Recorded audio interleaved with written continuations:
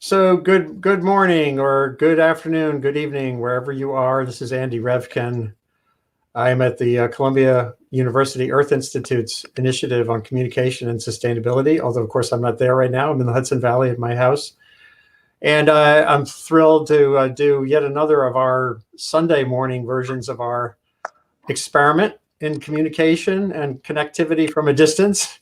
You know, we're all like suddenly forced with to be online more than we might want to be. And even me, even I who kind of live online 2/3 of the day as a blogger and a communicator, you know, the best parts of my day are generally out in the woods, out that window. And I know that's true for Chuck Lavelle, who's just joined us as well. And I'm going to change the screen now because the initial tranche of people is here. We're going to have a wonderful songwriter from Zambia is going to pop in shortly too. Joseph Pupe, he's been with us a couple times. And let me just change the setting here. And again, welcome to the world, whoever's tuned in, whoever's not doing a virtual Easter service, whoever is not hiking and wants to kind of find a way to breathe. You know, let's all take a breath. Everybody, 1, 2, 3. You can't sing if you don't breathe. And right now we are in this relentless mode. I had a really good guest who early on from Columbia University's National Center for Disaster Preparedness, Jeff Schlegelmilch, who lives for disaster preparedness, right? And what did he say? He said about this moment, you have to turn this all off. That don't get stuck in that feed of stuff that you're seeing nonstop coming at you, most of which is not useful, right? So today we're going to kind of back off from that stream, the flood, you know, the talking heads that you normally would see on a Sunday morning if you're listening to NPR or going on the talk shows. And I'm going to connect you to some wonderful musicians who I've intersected with over the years. And David Ross, who's both a musician and a former curator of an art museum. The Whitney is here from Beacon. We have Vince Bell, a wonderful songwriter from Texas originally, who hails now from Santa Fe, New Mexico. We have Dar Williams, my good friend, who moved to our little village, the neighboring village. I'm in Nelsonville. She's in Cold Spring years ago, and is just a wonderful force for expressiveness. She runs songwriting workshops as well as doing her own performing and songwriting. And Chuck Lavelle, man, thank you for being with us from Georgia. Where are you in Georgia? We are in central Georgia, 20 miles southeast of Macon. Yeah, okay. And where did you grow up? Alabama. So my wife says I defected. But you have no defects. It's great to have you here. And thank you. And you have quite a spread in land, right? Could you just describe it a little bit? Whoop. I think you're coming back. There we a little are. slow. Back. Hold on. Okay, good. Were you asking? Just to describe your environs, your land there, and I know you've written at least 2 books, I think, about environment and about stewardship of forests and the like. So what's your environment like there? We live on what we call Charlene Plantation. It's basically a tree farm. We grow southern yellow pine, a long-term sustainable forestry. We have about 4,000 acres now, and wow. That's exactly what I've been doing the last 3 weeks or a month, is working on the land, doing prescribed burns, planting trees, pruning trees, doing some work for wildlife. We're fortunate to have all kind of wildlife here: white-tailed deer, white quail, and wild turkeys, and all kind of fantastic other wildlife. And so that's what I've been engaging in. You know, it's nice to be able to do that in this particular time under these particular circumstances. Yeah, and attended landscape. You know, one thing that people sometimes simplistically just think about forests as something that's the forest is over there and you're here, right? But when you look around the world, so many of the landscapes that we depend on we interact with them actively. They're not, the natural part of it includes the human part. Yeah, and my wife Rosie and I have been doing this for going on 40 years now. So it's definitely a big part of our lives. And since we had to cancel or postpone, I should say, a Rolling Stones tour that we were going to be Right. on this year, and then the postponement is for at least a year, and that's if everything goes well. Wow. But the upshot for me is that it is giving a lot more time to work out here, which I dearly love doing. That's great. And Dar, you wrote a book a few years ago about a musician's life, essentially 1,000 towns, right? It was called What I Found in 1,000 Towns. Mhm. And here you are suddenly not living that migratory life. I assume that is a huge disruption. But again, maybe like what Chuck was saying, it comes with some upsides too. But what does it feel like for you right now? Well, when I'm off the road, this is where I am. I'm sitting in my house, and then I'm walking around, and then I hang out with my kids and, make dinner, and then I hang out some more, and then I go to sleep. So actually, there was one of the memes, of all of the great ones out there, the one that said, when you suddenly realize that your daily life is called quarantine. That was me. I mean, you see me around town. I mean, I do my thing, and then I go for a really long walk every day. And I keep my face mask in my pocket. But where we live, we can just walk, for a long time without having to, lots of trails and lots of hours of sunlight. So Right. for me, it's, I have to say, it's been, but not having any gigs and really having this time, some things are shifting in my mind that, come from that deepening, staying in one place. Interesting. And Vince Bell. So kind of the same deal for you. I think I've seen this wonderful thing you've been doing, which is you have a guitar maker who made the guitar in your hand, who's also an artist. And of course, you're an artist with words and with music. And you've been doing this combined little haikus around his pieces. And that's from a distance, though, right? So you already are doing like long distance stuff. Is that correct? Yes, it is. He's about 600 miles from me in Texas, and I'm here in New Mexico, and we trade paintings and quotes daily. That's so great. He's painting and choosing from. I've written some 1,000-word poems that were called improvs, are now called waywords, and it's quite a deal. I'm getting into prose like I never have, and like I said, I'm turning that prose back into poetry because that's probably all I'm good for. I'm trying to look one up. I'm going to show people one before we're done with this. Before we're done with things today. Oh yeah, I can do it right now. I found it. Well, hold on. In the meantime, I want to introduce again David Ross, and I see Karen Brooks has also popped in, who's up in Massachusetts raising sheep and raising trouble. She's a member of the band called the Trouble Sisters that play with us a lot. So hold on though, David Ross. Let me just change the setting here so we can see you again. So David, you're in Beacon, a few short miles from me and from Dar, and you also you're older than I am even. I'm 71 this year, but and you've had some health issues, so you're really sequestered, right? Could you tell? We're pretty sequestered here, but we're all well, and we're living in a wonderful small town, Beacon, where friends will go to the health food store and deliver food to friends, and the people who are healthy and not at risk are out there helping people who are at risk. It's what you would hope for when you live in a community of people who care for each other. It's quite gratifying and wonderful, and of course it's still scary as shit, but it's still gratifying at the same time. And now I want to show one of Vince's paintings here. Well, it's Paulus. What's Paulus's first name? I'm blanking. Vince the guitar. Paulus. Oh, yeah. Okay. And so here's a watercolor, obviously, and then you say here, take care of the little things. The big things will take care of themselves. Beautiful. That's a good one. And here's another. Mm. Hold on. They're really beautiful.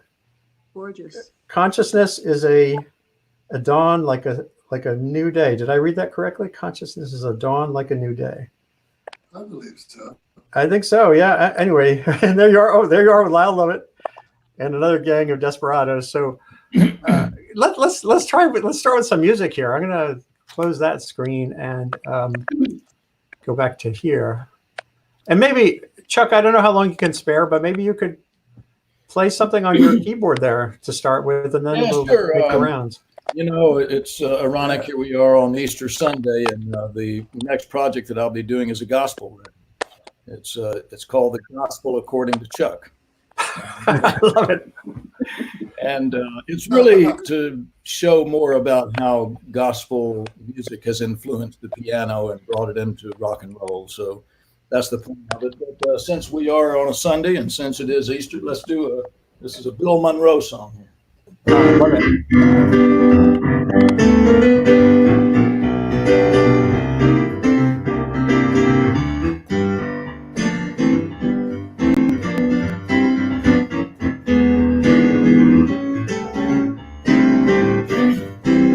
I'm crying holy unto the Lord, crying holy unto the Lord.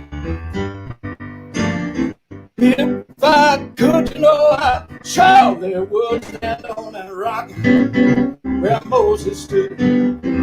Sinner, run and hide your face. Sinner, you better run, run and hide your face.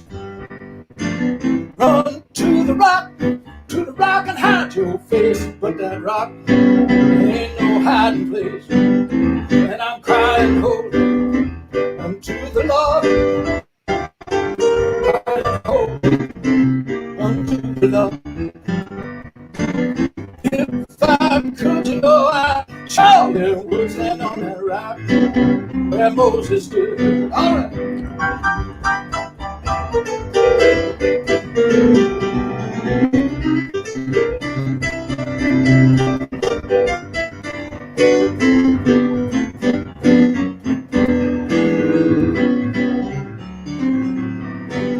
I'm crying holy unto the Lord. Yes, I'm crying holy unto the Lord. Yeah, if I could, you know, I surely would stand on that rock where Moses stood. Stand on that rock where Moses stood. Yes, I would. Right where Moses stood.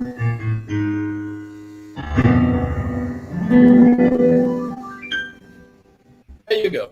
Lord. Fantastic. Hallelujah. That's just a great one for this particular day, too. Man, it's so interesting. Yeah, the piano music in rock and roll and in country, the roots of it are so cool. They go back so far, and that was a wonderful wake-up call for this morning. So thank you. So I wanted to introduce Karen Brooks, who has joined us too. Karen, could you just give us a quick description of your life? Last week you took us on a little tour of your.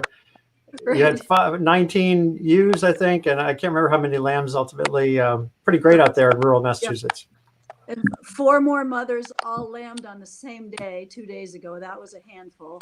And I've got 6 more mothers to go. So it's looking different. What I thought I would do is maybe if there's time, do a song inside, and then I'll go out and see if there's enough service to do a filming. I probably won't have sound again because there's just not enough internet where I live, and there's basically no sound. It's just everything's sort of very different, very distant. Well, we talked about that too. I think that it's an important point to stress that we're always assuming, those of us who have access to the internet, that there's an even landscape out there. Just a few days ago on the show, I had on Dan Castro, who's a Washington, D.C., essentially a lobbyist for much more complete internet access. And he had written a USA Today story about tens of millions of kids, for example, who live in homes where that's not a given, and right. where if there is a computer or a tablet, the parent gets it first because they're out of a job and searching for a job or doing some work. So it's a real issue. This is a real important challenge right now.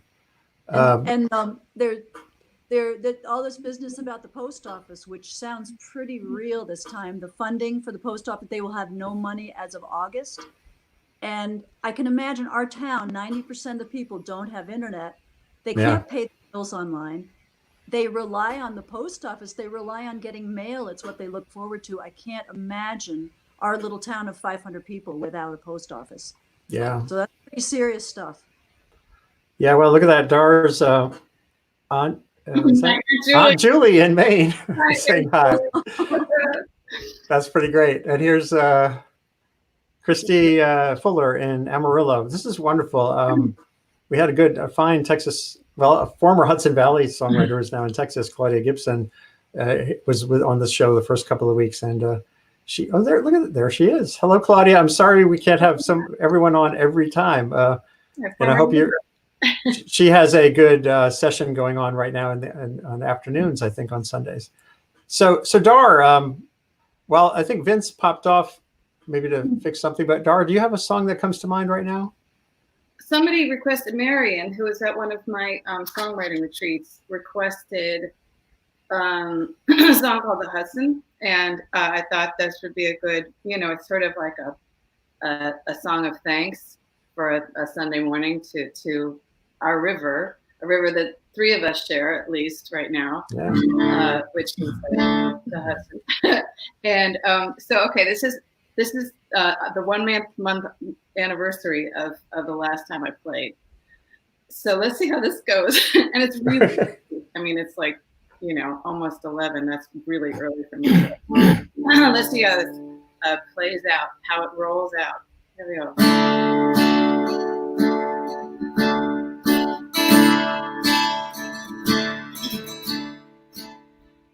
If we're lucky, we feel our lives, knowing the next scene arrives. So often we start in the middle, work our way out.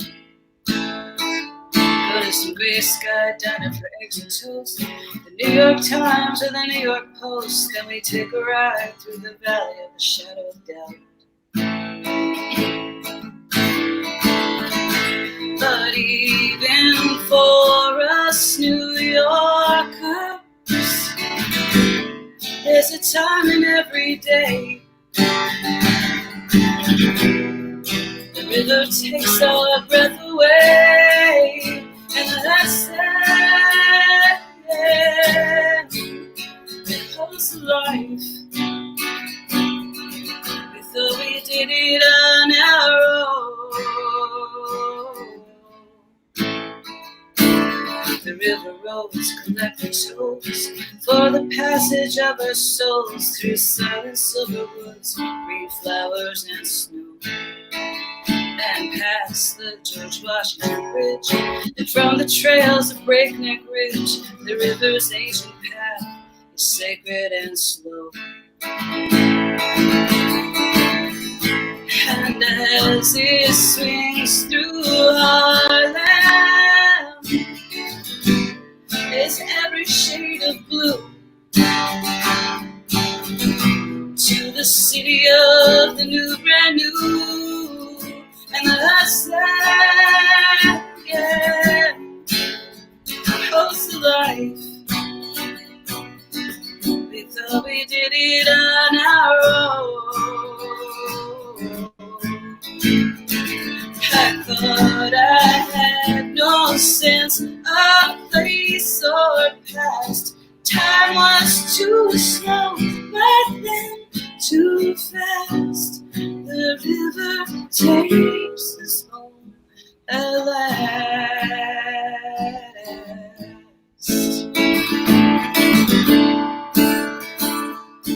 Where and when does a memory take hold? The mountain range in the autumn snow, and I thought West Point was Camelot in the spring. If you're lucky, you find something that reflects you, helps you feel your life, protects you, cradles you, and connects you to everything. This whole life I remember, just that back onto itself. Never turn me into someone else. And I say, yeah, how's life? We thought we did it on our own. And I say, yeah, how's life? We thought we did it on our own.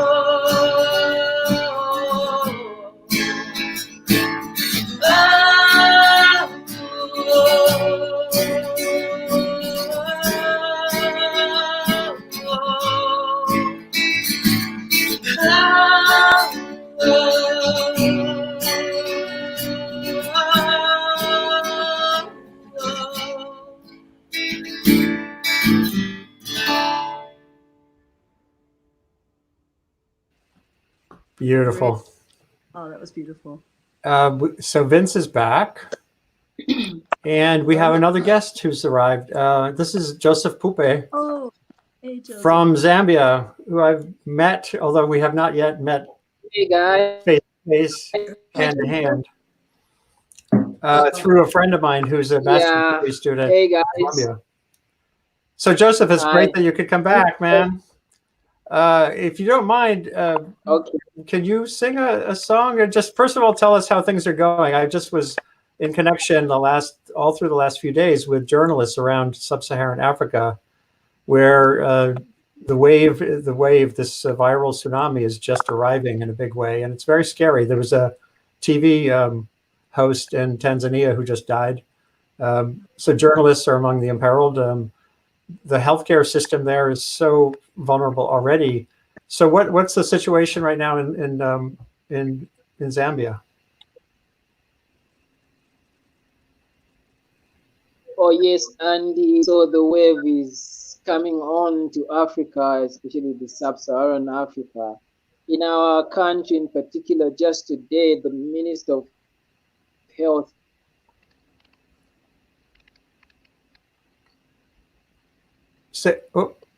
You might have frozen there a little bit. Could you say again? just announced that we have 3 more cases. Bringing the minister keeps on reiterating to the public and the community to say we can collectively do this together.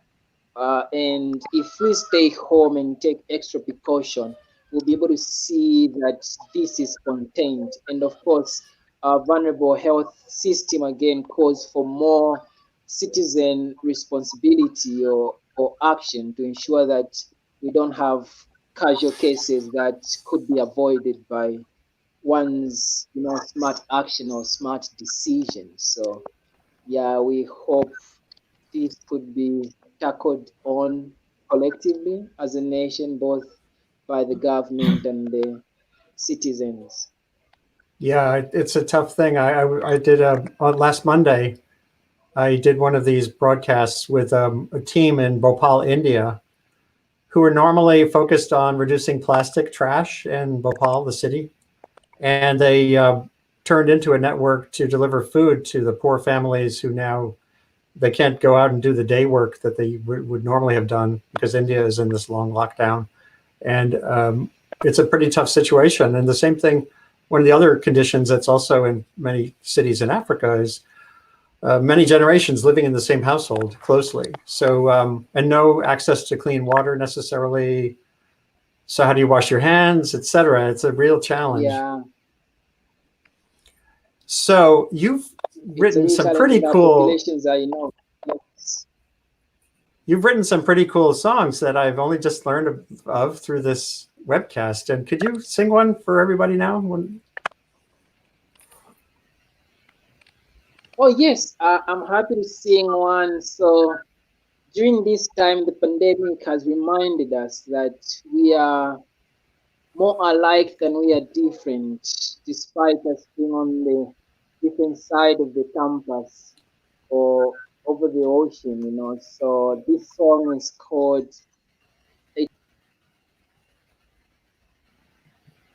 Whoop. Oh, I think we just lost him. Well, he'll be coming back in a minute. The connection there is always a little bit dicey. And I do see that Andre Kodrescu is going to be joining us in a minute. Andre, I'll bring you on screen in a bit. And I'd like to go back to Chuck. Maybe if you have another song you could share, Chuck, that would be awesome. Before we, actually, wait! I forgot about Vince, man. Let's get Vince into the mix here. Vince, you have so many wonderful songs. And I used to play with you when I could. The Girl Who Never Saw a Mountain and Sun and Moon and Stars, and I don't know. So I'm not going to try to pick one. So it's up to you to what's been on your mind and what song you'd like to contribute. We're not through playing, Andy. No. And this is Local Charm, a piece that Andy and I recorded for the Fast Folk Cafe in Tribeca once upon a time.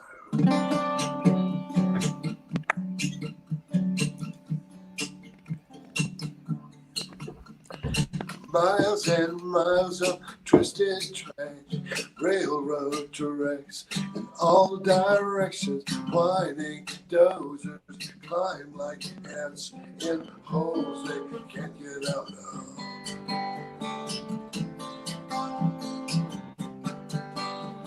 Above the field so wide and deep, high-rise bars before the sun, where water taps as clear as glass before it gets to you.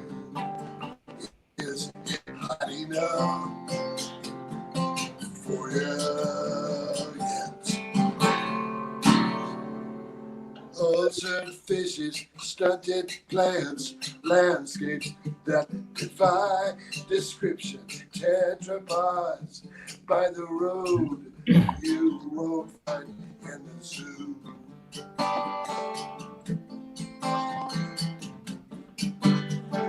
Wafting mists of caustic acid, searing lungs and eyes exposed, caked in mud, worn like skin. There's no place quite like home. Is it hot enough for you?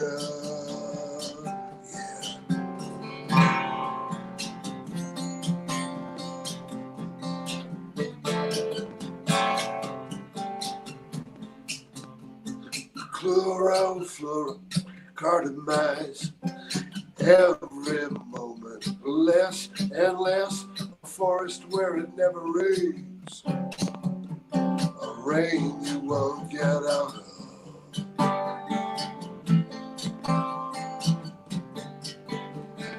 Make the move, pay the price, fix the mess at any cost, or turn the blue ball rocky brown, the planet into dust. Is it hot enough for you? Yes. Is it hot enough?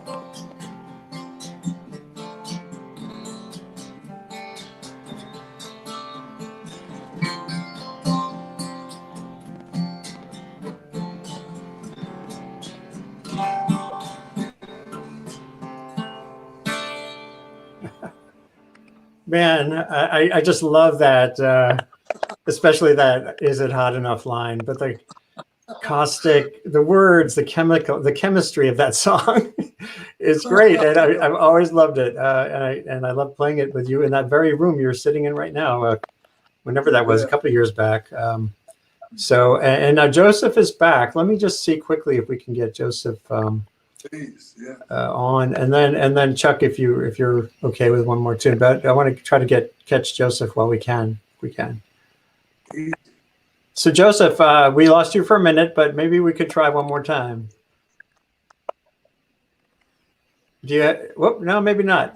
It's hard, this is what we're saying. The world, I talk about the digital divide all the time, and it's not an abstraction. It's this is how a lot of information gets transferred in the world now. It's how a lot of education happens in the world now. And the sooner that we have good internet access in poor places around the world, the better off the better chances we'll have of a smooth ride going forward. despite the downside of the internet. And there is a downside. You know, I've written, we've had 3 or 4 pieces on this show the last 2 weeks on what's called the infodemic around the pandemic. And it's a real issue. So Chuck, before I'll try Joseph again in a minute, but Chuck, maybe you can provide us with another bit of Tinkled Ivories to get us through the day and the week and the days ahead. Sure. I'll do one more before I have to sign off myself. And yeah, I will just say that we did this, March the 10th, we had a show in New York called The Brothers, which celebrated the 50th anniversary of the Allman Brothers Band, which I was privileged to be with for a few years. And we were really lucky to get that concert done. It was at Madison Square Garden, sold out, really great concert. Warren Haynes, brilliant, Derek Trucks, and all the guys, J-Mo. So anyway, here's one that we did there.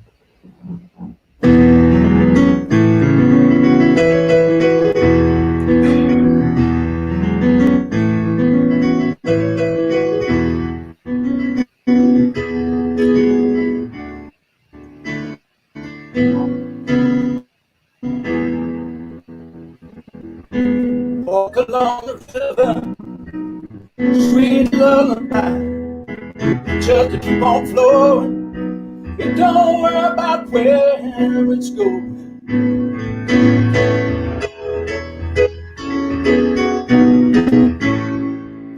Well, don't find this bluebird, I'm just walking down the road. Early morning sunshine, tell me all I need to know.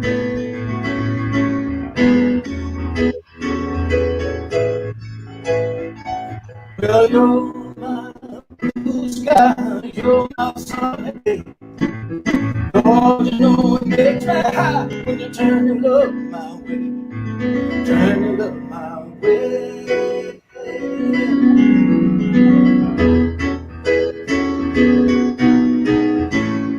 Well, good old Sunday morning, bells are ringing everywhere. Going to Carolina, won't be long till I'll be there.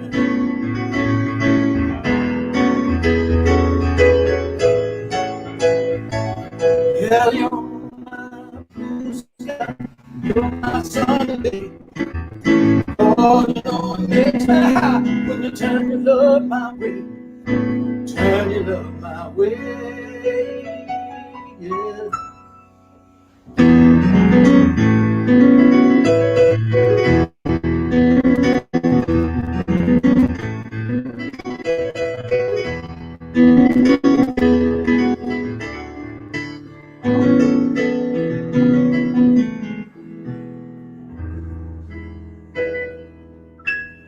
There you go.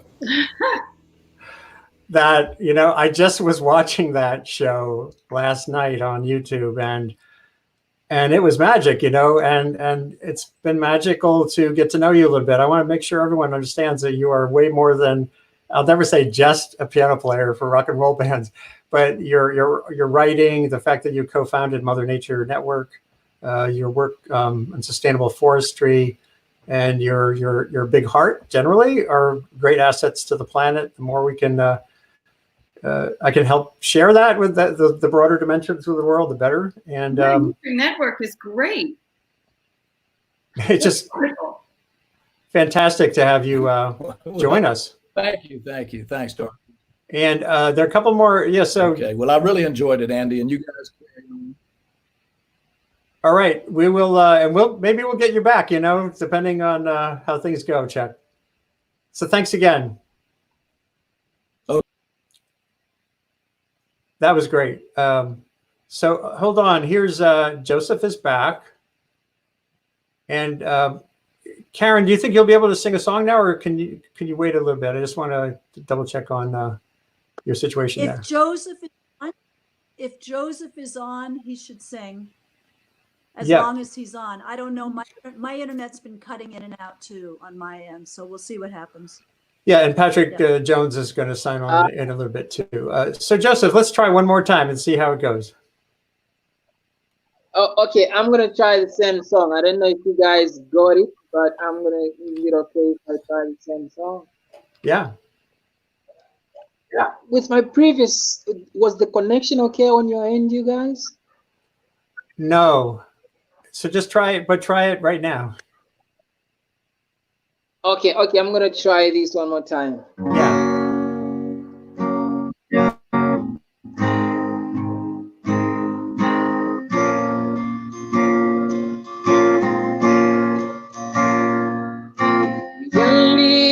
Realities of change. Our thinking has changed. Our world has opened up for us to take our pain. Let's celebrate who we are, you and I.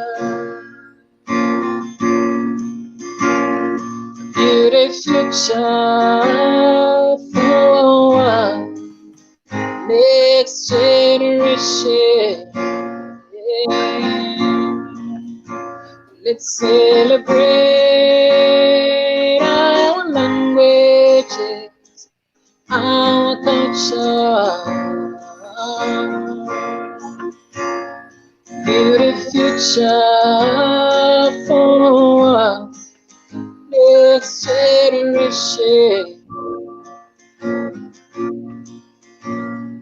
Oh, time has come to achieve our goal, to see our dreams coming true. Let's celebrate who we are.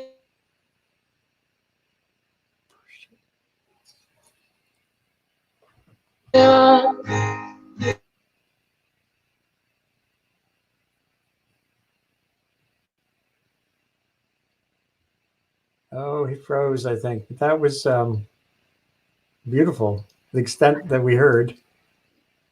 Joseph, up. Come on, internet. It's like starting an old car.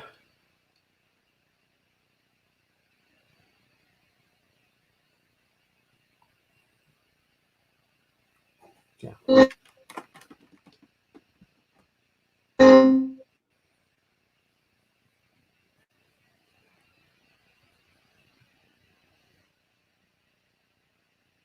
It's a shame.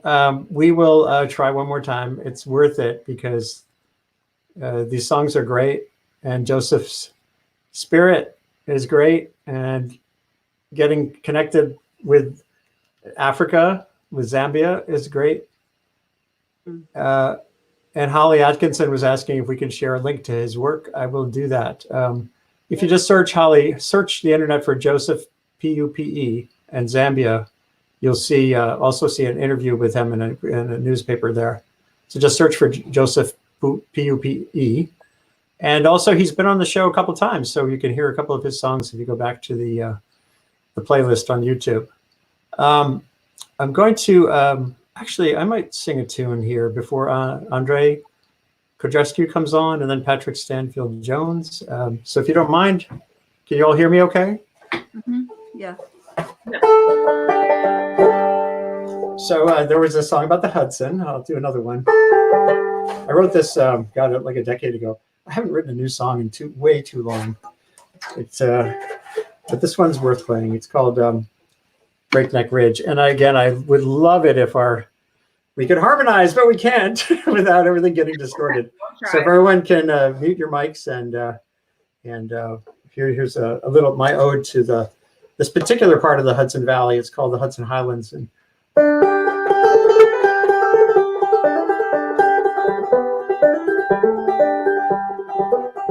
I came from old New England's shores. I miss those salty tides. My friends from Rocky Mountains high, they crave their starry skies. Some flock to California towns where sunsets glow like air. but it's Hudson River banks and hills that make my soul set sail. From Breakneck Ridge to the Bear Mountain Bridge and all that lies between. Let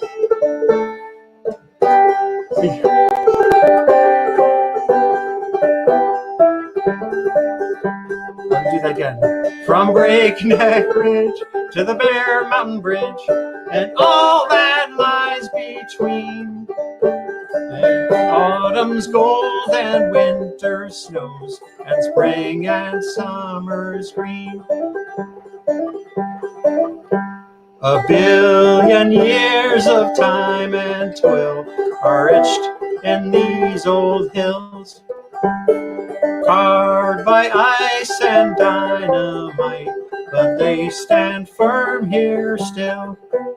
Seen tomahawks and cannon fire and mighty industries, but these Hudson Highlands will endure when we are history. From Breakneck Ridge to the Bear Mountain Bridge and all that lies between. In autumn's gold and winter snows and spring and summer's green. I've been around this whole wide world. I've been up toward the pole. But when I die, please let me lie in Hudson Valley soil. From Breakneck Ridge to the Bear Mountain Bridge and all that lies between. In autumn's gold and winter snows and spring and summer's green. From Breakneck Ridge to the Bear Mountain Bridge and all that lies between. In autumn's gold and winter snows and spring and summer's green.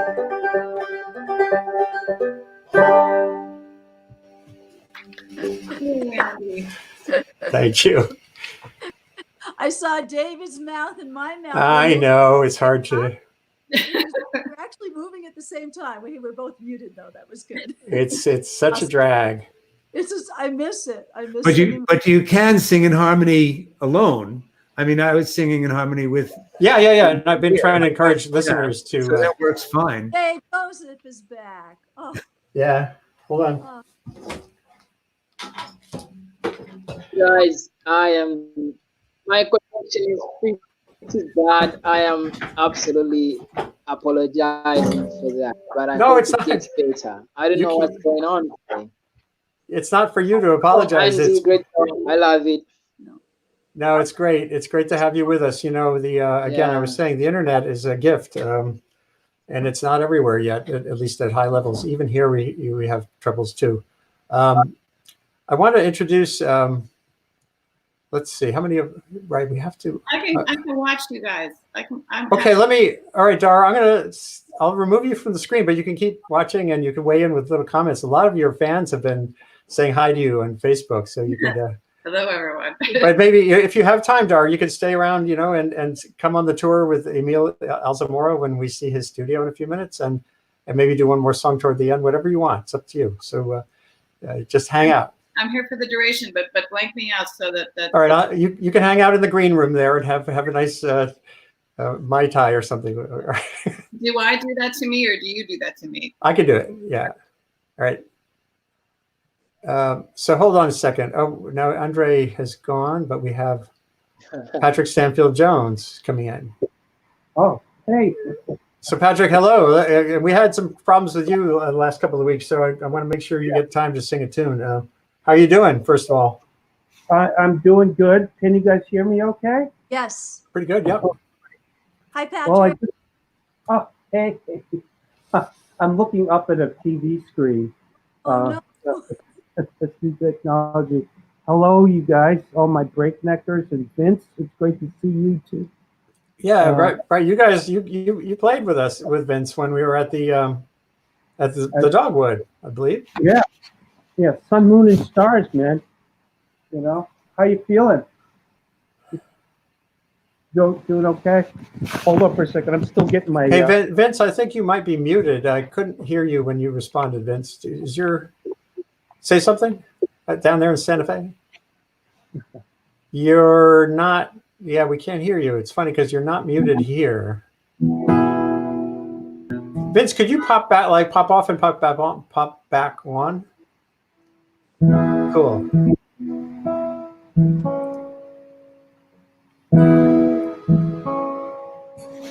I got to put my hat on. Can you guys hear me okay? Yeah. Yep. All right. Okay. Well, happy Easter, happy Passover, everybody. Same to you. See everybody's face. I just got back from the Hudson River, walked down by the river there, and well, the stripers are running, but I just don't have the heart in me anymore to catch a fish. I've been on too many people have gotten too many hooks into me through my life, so I just appreciate it that they're running. You know. I also wanted to give a shout out. This week I've mentioned it to a couple of people, but I graduated from Hunter College in 2015, and you know, what really kind of got to me was I realized there were 80 or 90 bio majors that were pre-med 5 years ago, and right now those people are down in New York City on the front line. You know, also hundreds of thousands of dollars in debt. And I know that's such a terrible part of this. Yeah, you know. So, well, I'm going to do a repeat of my last one. I'm going to do a little song called "Beer on Sunday." There's been a lot of. I've been an aspiring songwriter all my life. Oh, you're not an aspiring songwriter. You're a great songwriter. Well, this one, a lot of breakneckers know. I wish we could all play it together, but I'm going to do Beer on Sunday again and explain it to folks.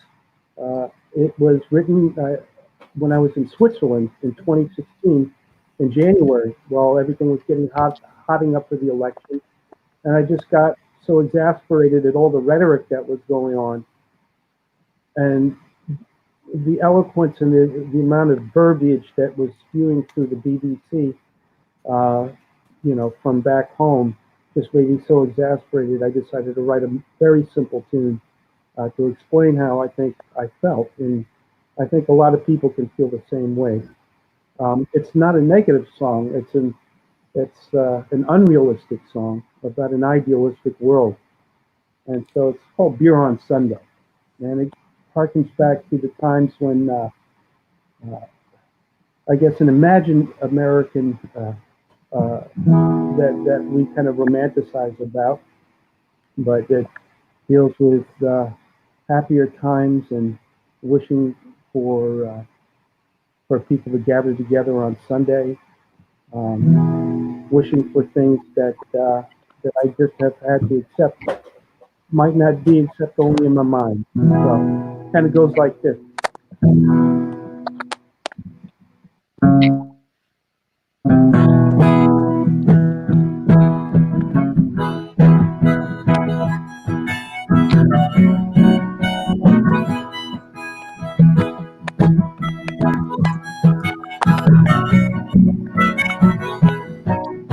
I wish there was a road that I could keep on driving, keep on driving, keep on driving. I wish there was a road where I could keep on driving, boys, and I never look back. Oh!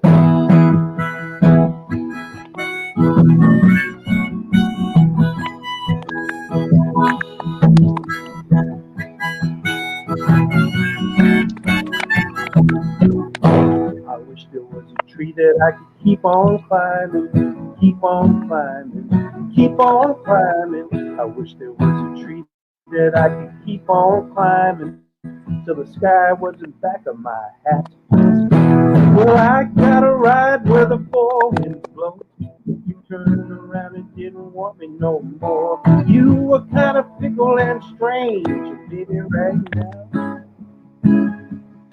you like a clown.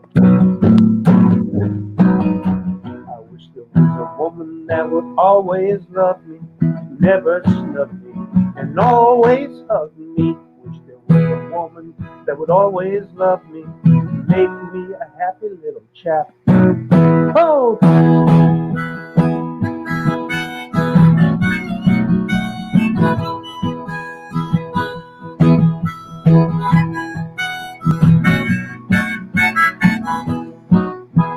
I wish there was a world where everyone was smiling, no more crying, only smiling. I wish there was a world where everyone was smiling, make this a happy little shack. I'd buy a bunch of gold and give them beer on Sunday, and every Sunday they'd see things my way. Buy a bunch of gold and give them beer on Sunday, boys like a Southern Democrat. Well, I wanna ride where the four winds blow, but you turned around and didn't want me no more. Love is just a riddle in game I can't figure out, so I'm leaving town. 'Cause this old world will just keep on turning. We're always learning, and it keeps on turning. And when we're dust and bones, it'll still be a whirling. Now, boys, what you think about that? Oh!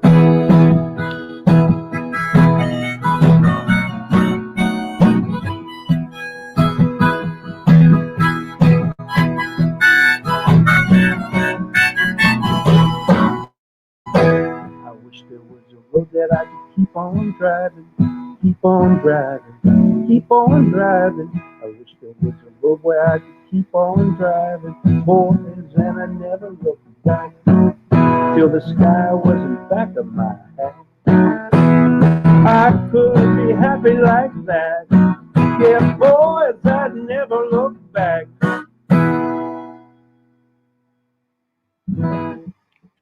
Yay, Patrick. Fantastic. Hold on. Sounded really good. I love that tune. Oh, good. A little bit better than last week, right? Yeah. Hey, next week you come over to my studio and play, Patrick. We'll all be Okay, definitely. we'll be safe by then. Well, let's hope Yeah, so. I hope Let's hope so, so. David. Yeah, you've had to deal with your own set of health issues too. So wishing everybody well. Yeah. This is a good moment to just do something I like to do in this every week, which is to just, again, as we all know, put out a word of love and support to the frontline workers who are this is from pulmonologists and orderlies in hospitals to stockers of shelves in supermarkets, to delivery people, to farmers, all down the chain, who are working to keep the basic systems of society functioning while most of us are sitting at a distance trying to make a living or doing whatever we can remotely. But there's people who just don't have that option. And so many low-income people, this is one reason, of course, that minorities are most effective. Black populations have been highly affected by the virus, as poorer people have fewer job options and they're more exposed. So this is revealing lots of issues in our society that hopefully we'll be addressing more forthrightly going forward. Hey, Vince, I want to swing back to Santa Fe, man. Yeah. How are you doing down there? Now, I still, for some reason, oh, wait, let me see. Hold on. Say something again. Yo. Oh, you're there. Good. All right. Let's definitely get another tune from you while we are setting up to go on a tour of Emil Alzamora's studio, which is coming next. So what comes to mind? I'm going to do a tune that Lyle Lovett recorded.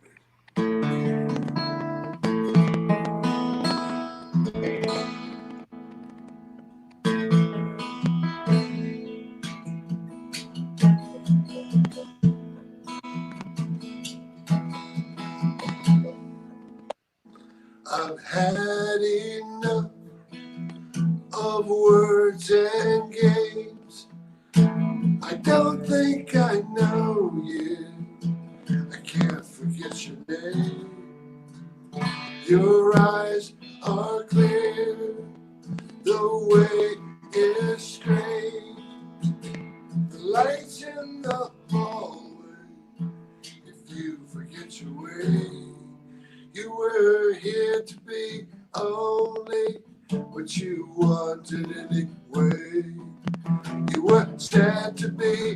sorry. You were sorry every day. You were here to be loved, but love's drifted away from your eyes.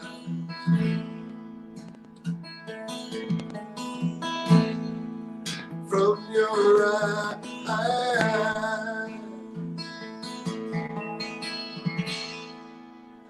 I tell myself I'm least of all to blame for these words of my choosing, my rules that make the game. My eyes are clear, can see the way it's strange through the dark of the hallway. It echoes back your name. You see, it was here to be only what I wanted anyway. I was sad to be sorry, was sorry every day. I was here to be loved, but love's drifted away from my eyes.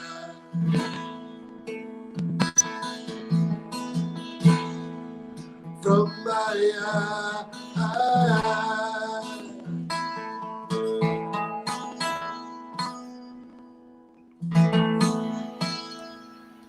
Thank you. Love it. That's a great song. Love it. Wow. Yeah, yeah.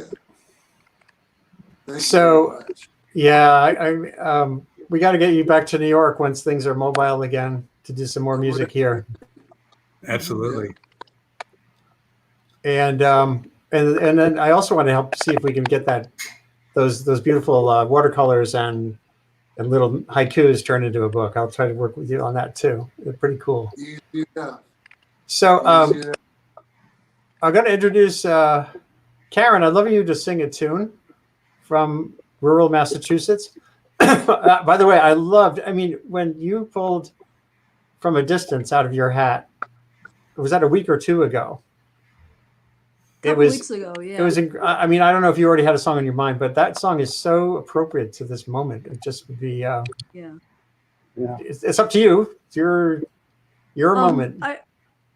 I've got a song that I kind of rewrote one of the verses, so I'm not sure how the internet's going to do, but I'll try it and see how it goes. But I want to do the song with breakneck sometime. It's got a good chorus. Let's see. Rain, it falls like music. Fog is on my brow. Birds are flying overhead. I can hear them now. Mountains in the distance. Trees are getting green. All that I once held inside may not be as it seemed. When you see the rain is falling and the thunder clouds draw near. I'm messing up. Okay. When you see the rain is falling, the clouds draw near. Beyond the distant mountains may all be clear. When the air's filled with darkness and the mist is in your eye, just might take a leap of faith to make the clouds go by. They said to keep our distance, but our distance it is not near. Have to show resistance to the darkness and the fear. I can't hold out my hands to you, but my heart is open wide. Long to touch the memory, the sunlight in your eyes. When you see the rain is falling and the thunder clouds draw near, beyond the distant mountains, may all be clear. When the air's filled with darkness and the mist is in your eye, just might take a leap of faith to make the clouds go by. We walk down to the hayfield, the grass is soaking wet, sun peeks out behind a cloud we won't forget. Thunder in the distance, clouds drove away. We move towards the sunlight and a brand new day. When you see the rain is falling and the thunder clouds draw near, beyond the distant mountains, may all be clear. When the air's filled with darkness and the mist is in your eye, just might take a leap of faith to make the clouds go by.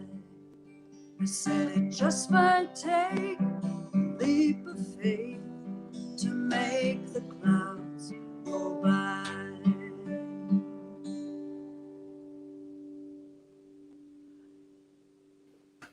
Great. What a great song, Karen. Thank you. What a beautiful song. Thank you. And I do want to do that with Breakneck sometime. I Oh, wrote that a while absolutely. ago, but I changed it a little. I'm going to leave and go out to the barn with my phone, and you can put me on as a background video when there's time, if there's any service out there. Does that make sense? Just Yeah, if we could do that maybe in about 30 minutes or so, I got that would be plenty perfect. out there. I just, it'll be Yeah. hard to remember. I don't even know if there'll be any signal. I think because it's Easter today, a lot more people are on the internet, which is maybe why more people have problems. We'll give it a try. We'll give it a shot, We'll just give it a try. Okay, thanks. Nice to see everybody. Nice to see you, Patrick, and Andre, David, and Andy. I love watching the show later. I get to watch it like during the That's week. right. That's right. All right. Thank you. See you guys. So hopefully we'll check out the animals in a few minutes. There's a lot more little lambs out there today. Oh my God, I can't believe it. Yeah, see you. Great. And I love that. I want to say I love that format of guitar playing, video, and a poem. That was a beautiful art form. I just loved that last week. Oh, Vince's thing. Oh, wait, which poem? Do you know Andre. what I mean? When Andre did his poem and David Greenspoon. Oh, great. Yeah. Did the guitar on that. That was really beautiful. I know it worked. I know. It really. So you got Patrick there too. You got all these beautiful instrumentals. All right, I got to go. I'll see you guys later. Bye. Yeah, we'll see you in a bit from the barn. Okay, from the barn. So Andre, if you can unmute, we'll get a quick thought from you in your plague diary, your plague journal. And David Ross will sing a tune, and then we're going to go to Emil Alzamora's studio, just so everyone can see. There's Emil. Hey, man. So you can show us around in a few minutes. I will. That'd be great. Right down the road from David Ross and from Patrick too. Sounds good. Okay, so hold on. Yeah. Well, so Andre, how are things in Brooklyn? I'm in Queens, actually. Oh, you're in Queens. Oh, yeah, sorry. but my girlfriend's in Brooklyn. She's a doctor, and she thought I'll be safer here. She goes to the front. Got it. I thought it's really good to see you and hear you. I thought I would share my morning walk with you because I do that.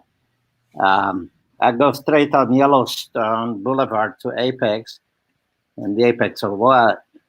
I don't hear sirens, the soundtrack of New York these days. Yeah. And I don't see anyone, but I know that everyone's home inside this sort of restless body of New York City. And then I turned right to the Paris Hotel, which has the Tour Eiffel, the Eiffel Tower on top, and its lobby is festooned with elephant tusks and horns of mammals, and on the wall-sized fish they have is filled with iridescent bulbous-eyed fish. I put my friends there. One time it was cheap, only $150 a night, which is a price unheard of in the great before. And they had nightmares and little sleep. And then I take a gentle ride onto Corona Boulevard to my destination. Mid-century American optimism. The rusting remains of the 1965 World's Fair. When I emigrated from Romania, first to Rome and then to New York. And the ruins model in steel the virus threatening the Unisphere. And then I walk around them 3 times every day. When my children were boys, they watched the Saints, who were losing most of the time in New Orleans. And they said, "Dad, go to the other room. They're losing because you're watching." Tell that to the news. And maybe that was true. The year I didn't watch, they won the Super Bowl. So I can now use my powers now to watch and make the virus lose. That's the walk. I try to make it more conversational than it has. It has a few sounds and slant rhymes. Yeah, I know. Isn't So, sorry. I was just wondering, the irony of that neighborhood in Queens called Corona, which actually has the highest incidence of infections in New York City. Right. Wow. And how that neighborhood will be known Corona from now on, and Corona Avenue. And I went to Corona Avenue school as my elementary school. It's like that word will mean something else in American life now. That's so weird. It's like people were stopping to buying Corona beer when they thought it was carrying the virus. So David Ross, you've been thinking about these things for a long time. You have a personal. Well, your risk is higher than some, and so what's on your mind musically? Thanks, but we lost John Prine this week, and so we sang a couple John Prine songs in the last couple of shows, but I've been thinking a lot about John Prine this week, and so I'm gonna play a John Prine song for you called "One Red Rose." The rain came down on a tin roof, hardly a sound was left from the birthday party. The kitchen light fell asleep on the bedroom floor. Me and her were talking softer about all the time before I lost her. Picture sat on the top of the chest of drawers. One red rose in the Bible, pressed between the holy alphabet. Probably wouldn't believe me if I told you what I never knew, I never will forget.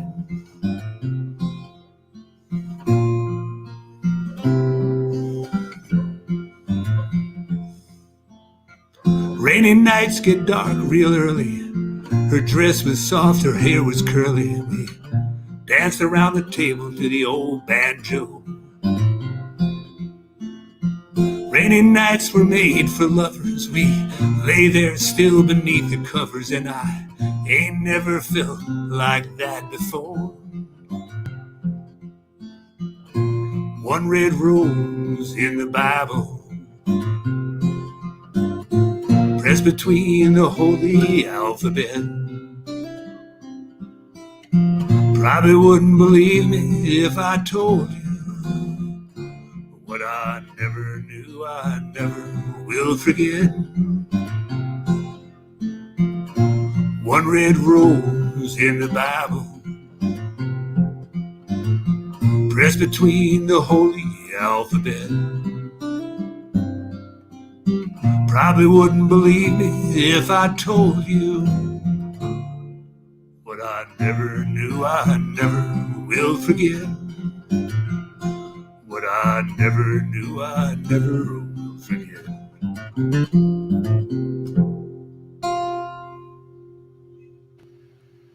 Beautiful. there's no way we could have done this without a John Prine tune. Yeah, I'm kind of the obituary singer in our group, aren't I? You know, like I'm the one who has to do the Guy Clark song every show, but I'm always happy to play that role. You know, I think about these great talents that are all now together up there in folk music heaven. You know, I know it's getting crowded. John Prine now playing with Townes Van Zandt and Guy Clark, and my goodness, there's some incredible music being played up there right now. It totally really is. And Vince knows a bunch of people who are up there, unfortunately, from his crew. And Vince, you had a close call yourself in 1982 or so. It's a miracle you're actually here with us. That was an amazing experience. That you basically rebuilt your whole being in a way. Is that a fair way to put it? That's a fair way to put it. Yeah. Having to relearn to walk, talk, and play the guitar will give you pause. Yeah, that's right. Yeah. I'm going to introduce Emil now, so he's been very patiently in his studio. Let's see. Whoops. Let's see here. So Emil, is your mic? Oh, let me unmute you. There you go. Can you hear us? Yes, I can. Can you hear me? And everyone else should mute. Yeah, we can hear you great. Fantastic. So we haven't tried this yet. You know, the visual arts are a big part of the world of creativity. And I assume in many ways this has changed. What's happened, of course, has changed everyone's life for the time being. But could you just describe your general existence, where you are in the world, and then how this is, Sure. what's happening is affecting you? Yeah, so I basically have a studio in my backyard, and it's not a very long commute. It's very, very seamless. I kind of move in and out of living and working and working and living, and there's no definite boundary between the two, which for me really works well with the creative process. I don't like to have too much structure in terms of going to a studio to go to work or anything like that. It has to just kind of happen, which is most of the time actually. And so the studio is nearby, as I said, and I'm here. So not too much has changed in terms of the day-to-day. It's more of a psychological change and I guess an operational change in terms of galleries no longer having open doors, no longer doing the art fairs, exhibitions canceled, that sort of thing. So that actually gives more time in the studio. Usually it's a scramble from one deadline to the next that isn't always conducive to that natural, spontaneous creativity. So part of me is sort of enjoying this pause. I heard someone else earlier say that this was an opportunity to kind of reflect more and consider I guess the deeper currents of what happens in the creative process and what we're doing as human beings, as opposed to constantly being on the move with the mechanics of doing something with your creativity, if that makes sense. Are you there? Yeah, I had muted myself. Okay. I'm like all alone out here. Your work involves I remember I saw a picture of you in your studio recently with a mask on. So you're always wearing an N95 mask, or at least quite a bit. It's definitely been part of my wardrobe for about 20 years now. Yeah, and so it wasn't that much of a stretch to. I actually was running low on it. I only had 3 left, and I'd been meaning to buy more, leading up to it, but I didn't get around to it. And now I have these 2 masks left that are sort of coveted. I do have other means of protection as well, but they've become highly symbolic. And Annie, my wife, also helps in the studio, so she's back here with a dust mask occasionally, and we had a big talk about whether or not she could use one of our 3 remaining masks as part of this whole protection measure, going to the grocery store and participating in everyday life. And she actually resisted. I said, Annie, no, you have, she's, I can't wear that in front of people. I said, no, it's okay. We had 3 of them. I think it's okay to have 3 of them. Yeah, I had that experience. The ones that we had were from years ago, like stuck in our paint cabinet in the basement. But I had that feeling of like embarrassment, like because there were people who were hoarding them, I guess. And I didn't want people to think that we were among those. So it's kind of a funny thing. Right. Yeah. So that's kind of a strange little overlap, but otherwise, I don't So know. can you show us show us a couple of pieces up close, or sure. What are you working on right now? Lately, I've been awesome. Thank you for the guidance. I'm kind of lost out here. I have several different workstations going with a bunch of different sculptures at any given time. I've also been, in more recent times, doing two-dimensional paintings. You can see some of them on the back wall there. And a lot of those I do horizontally on my drawing table here in different scales. Some of them are tiny, as you can see here. These 4 on paper, actually, I'm mailing to England to a person who follows me on Instagram, and he's a nurse, and he's actually just come down with coronavirus and has been put on oxygen at his hospital where he was working. Wow. And I learned of that, and he was telling me some of the inside stories of what it was like to be involved on the front lines and how scary it was to go from seeing what was happening to people to now being, involved on a personal level in that sort of scary process. So I wanted to do something nice and send him something, because he's been wanting to. Keeps saying, I want to buy some of your work, but I'm almost through nursing school. And anyway, it's been kind of an emotional process doing that. And this is, I mention it just because it's there on my drawing table, and it's very much a part of my psyche when I'm in the studio at this point. And it's funny, the sculpture has sort of taken a little bit of a back seat because it almost feels like it operates on a different time frame. It hasn't caught up. My processing of this whole situation hasn't entirely caught up with that megahertz, if you want to call it that. Yeah. So whereas the drawings are more immediate, they happen spontaneously and quickly. It's more of an accurate depiction of where my head is. So the sculptures, I think, will start shaping up to reflect some of what's been happening. And oddly, this one here, we'll move to the 3D stuff. It's a little bit, the lighting is always tricky. I tried to darken some of the blinds there. But this one is, this figure I'd started a couple of months ago, and it's almost like a collapsed, fluid-filled sack of a person that's, in my mind, sort of seeking or ready to understand its greater purpose. And for me, it's sort of a metaphor for where humanity is right now. Like, what do we want? How do we want to shape ourselves and the world around us? And so this, to me, had almost like a medical blood bag kind of quality. I think in the end, I'll paint this bright red. There are 2 of them. Yeah, there are 2 of them. One will be light red, one will be dark red for new oxygen and old oxygen. And so again, I started doing these about 2 months ago, before any of this really became part of the forefront. And in that way, there's some strange kind of things happening that overlap and parallel. I think spending this much time alone and spending this much time creating things that are deeply subconscious and that you kind of tap into the lower levels of your own thought process that aren't so verbal and they aren't so communicated. It's more intuitive or emotional. That's where a lot of my work comes from in the studio. Things happen that oftentimes you can't quite understand why. And it's not to read. Obviously, we're trained to look into patterns, to find meaning in life. But I don't see why the science debunks the magic in that whole process. So I look for that in the work that emerges, and I trust in the intuitive creative process that there is something there that can reveal itself if you can sort of sink into it and be open to it.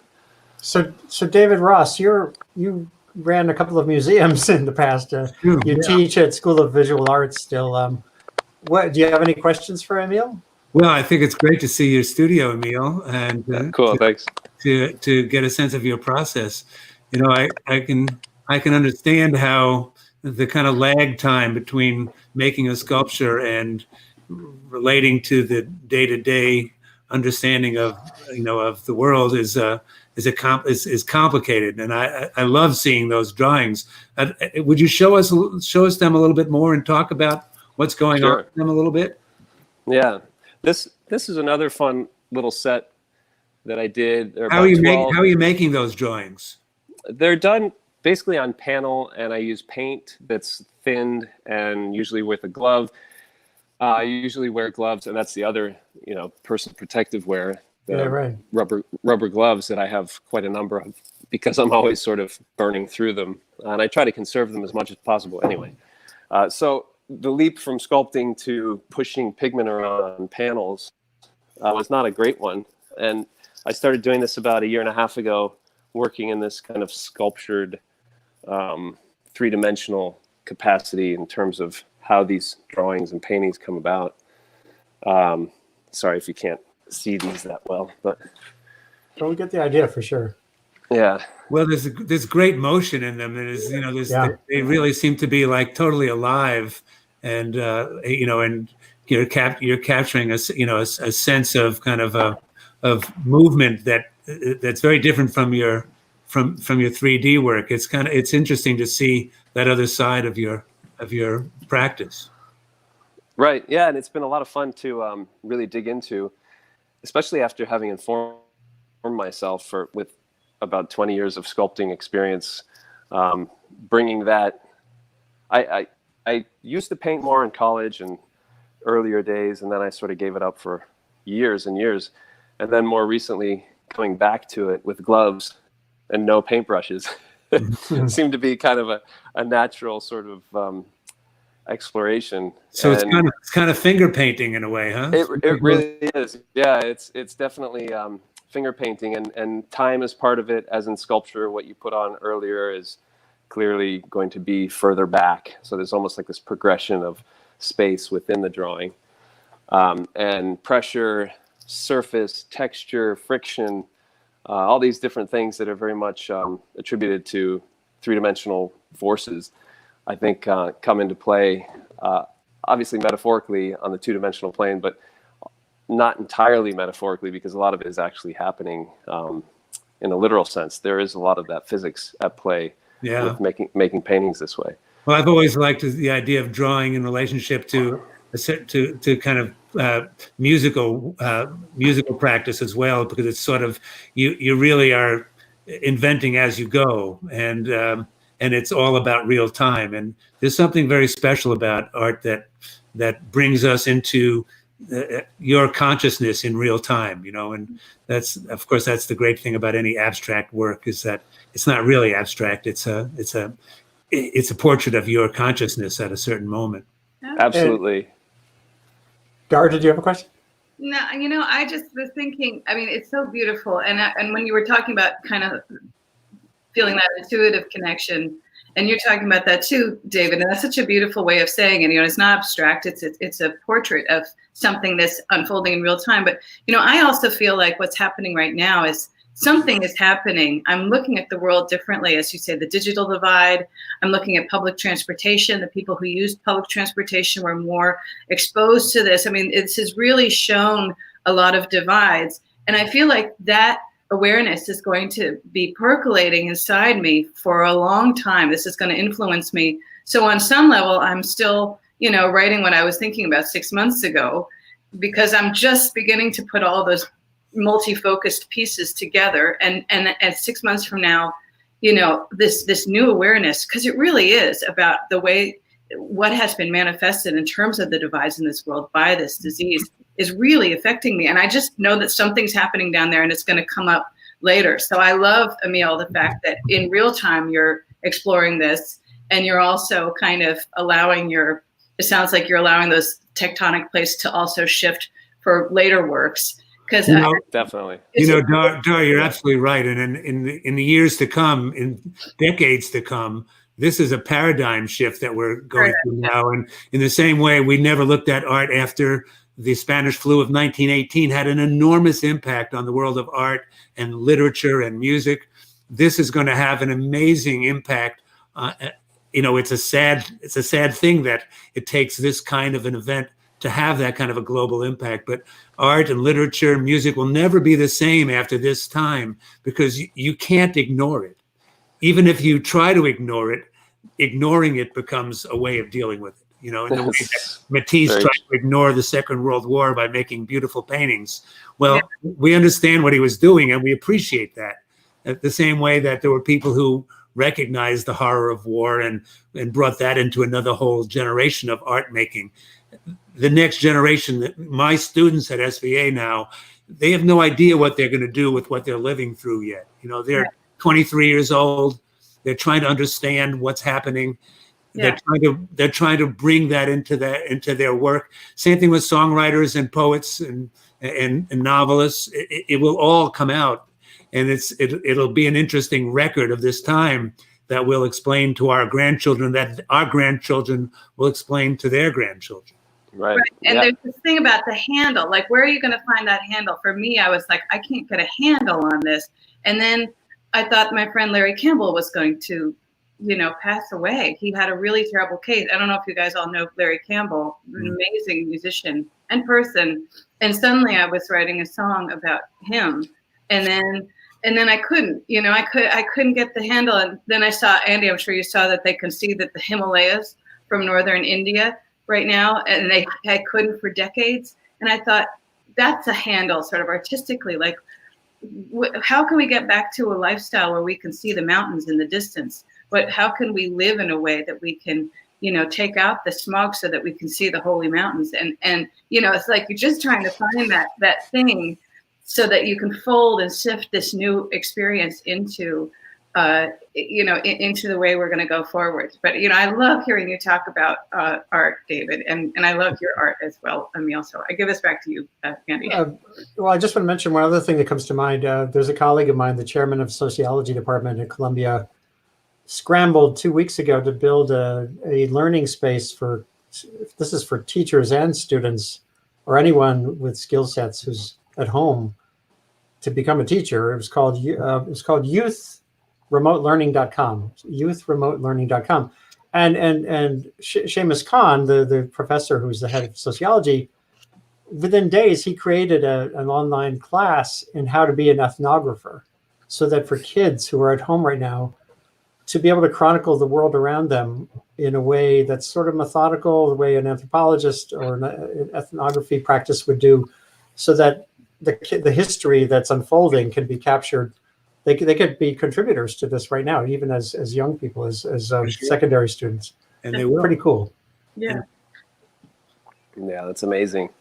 I think this whole thing is sort of a catalyst for a lot of the things that are already in motion. It makes things more, I don't know, vital, urgent.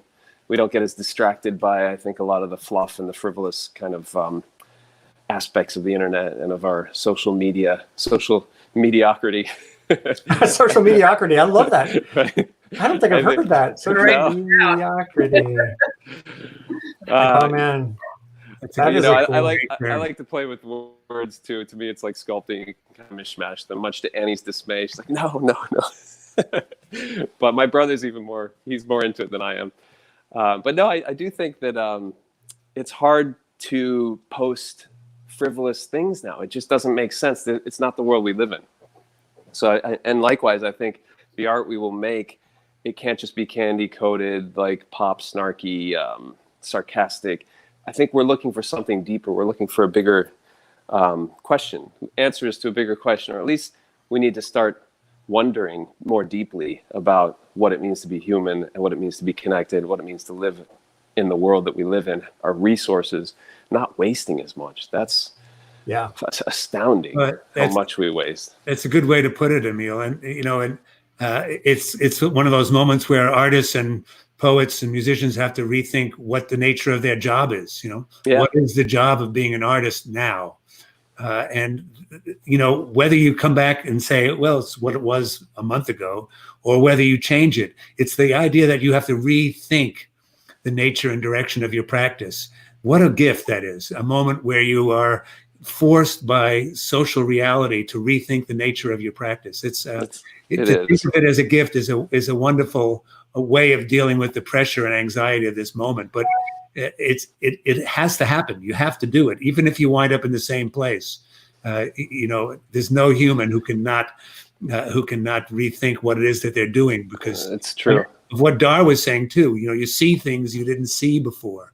Yeah. And not only good things. Who is it that said, when the tide comes out, we see who's not wearing bathing suits?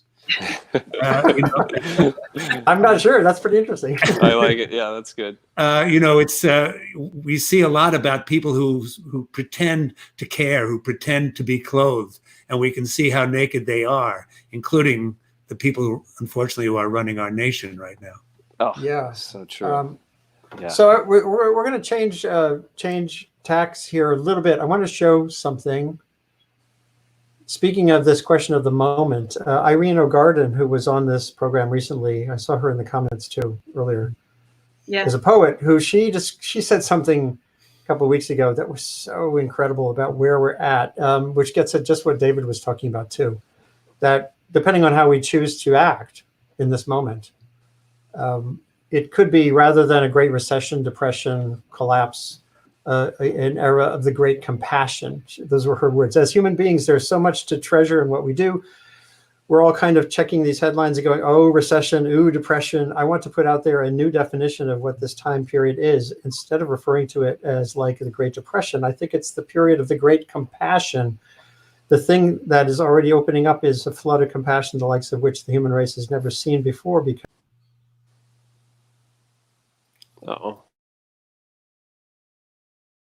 we were spoiled with all the connectivity, as Emil wonderfully put it, that social mediocrity.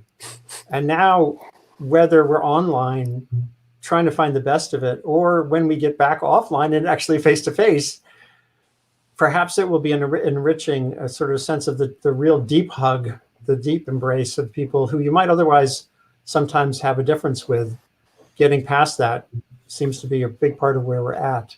I wanted to introduce Rick and Donna Nestler because they are in the mix here. And I think my favorite song of last week was the Owl's Lullaby, a Hawaiian cowboy song I had not heard. And so Rick and Donna, I would love it if you could share a tune with us. And Donna, you have to inch yourself back into the screen a little bit. There we go. I made him move his guitar. Yeah. So could you contribute something? And Emil, thank you for the studio tour, man. A pleasure. Yeah, definitely. Beautiful. Thank you. So hang out with us a little longer, Emil. I'm going to take you off screen for a moment, just so. Yes. All right. Well, Patrick Jones is still here too, and he's going to come back before we're done too. Yeah, well, listening to the previous conversation, I was thinking about the fact that it seems like the people that are working hardest to keep this country moving are the people that are getting paid the least, for the most part. Which brought to mind this old song by Les Rice.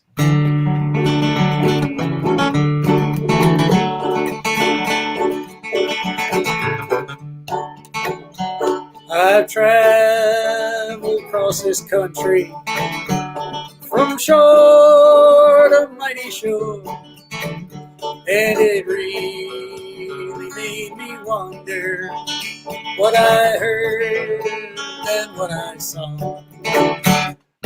Banks are made of marble with a guard at every door, and the vaults are stuffed with silver that the people sweated for.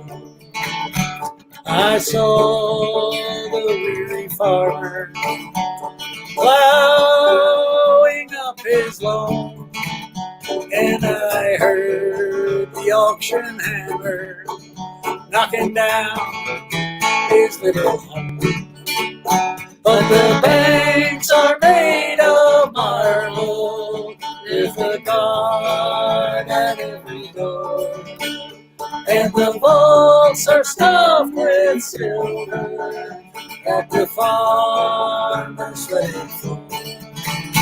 And I saw the weary miner scrubbing the coal dust from his back, and I heard those children saying, we got no coal to heat this shack. But the banks are made of marble with a guard at every door. And the bolts are stuffed with silver that the miners sweated for. And I saw the weary seamen standing idly by the shore. And I heard the bosses saying, we got no work for you no more. But the banks are made of marble with a guard at every door. And the vaults are stuffed with silver that the seamen sweated for. Now I've seen good people working all across this mighty land, and I pray they get together and together make a stand. Then we'll own those banks of marble. There'll be no guard at any door, and we'll share the vaults of silver that the people sweat for. Yes, we'll own those banks of marble.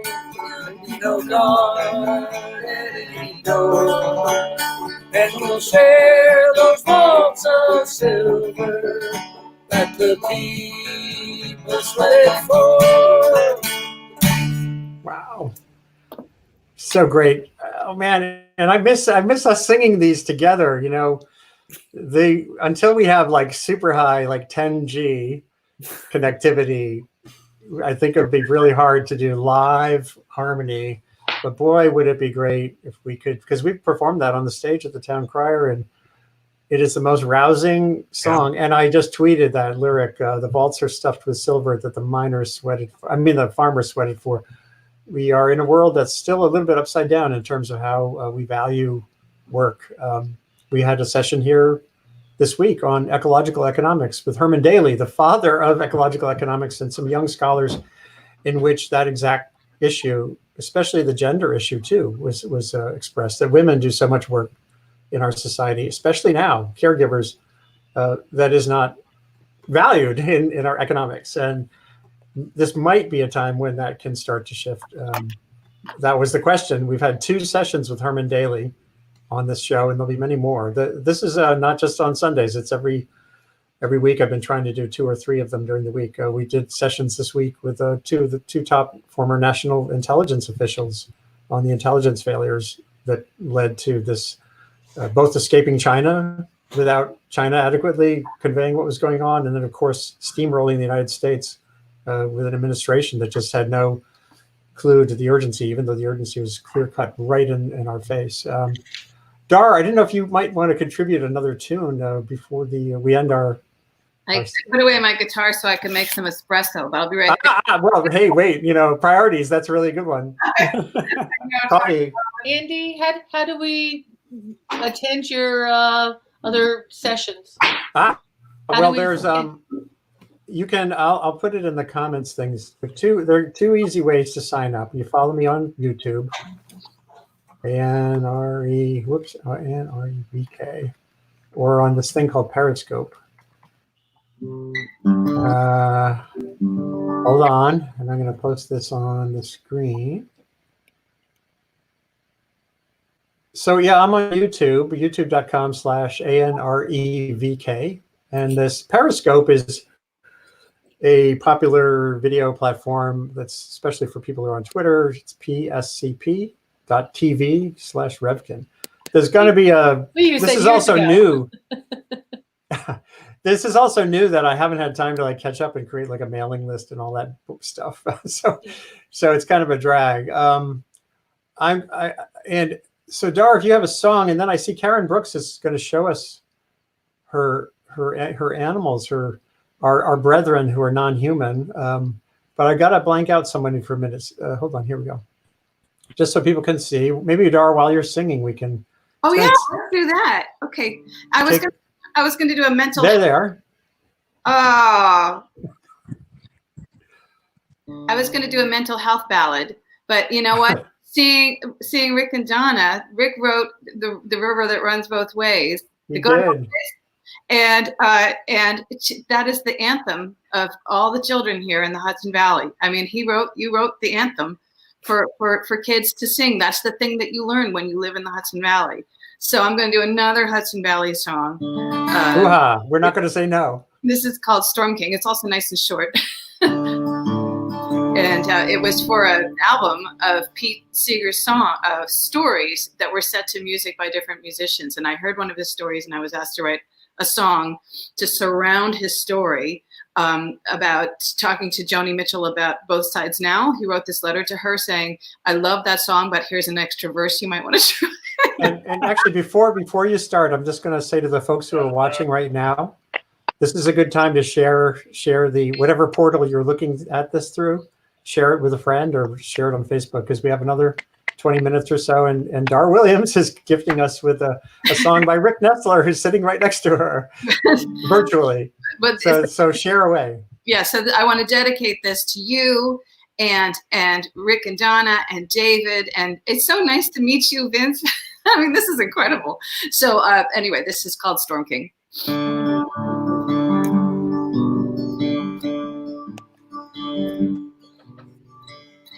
Clouds will form a crown, circling the rocky mountaintop, telling us the rain is coming soon as we sail the river up and down.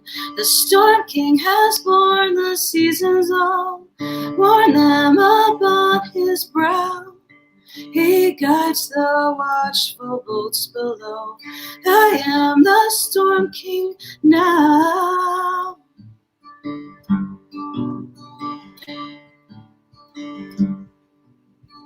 He is bemused, sometimes delighted. He sees the trains, the hikers on the hill. In our progress and our industry, may we grow better still. The Storm King has seen us from above, high up on the starboard bow. He knows the turning of the years. I am the Storm King now. The Storm King has borne the seasons all, worn them upon his brow. He guides the watchful boats below. I am the Storm King now. I am the Storm King now.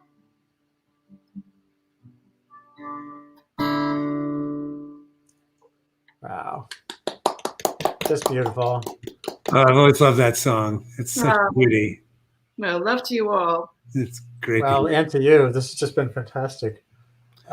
Vince, is there one more tune you can offer before we close out the day? And I'm going to get Patrick Jones on here one more time, too. He's waiting in the wings. So, and I've got a sing along for everybody to sing along at home. Okay. So Vince, sorry. Uh-oh. Let's see. If he's frozen, we will. Vince, can you hear me? Just nod your head. Looks the internet is a little slow. Vince, we're having a little trouble with the connectivity there from Santa Fe, New Mexico. Can you say something? See if you're back.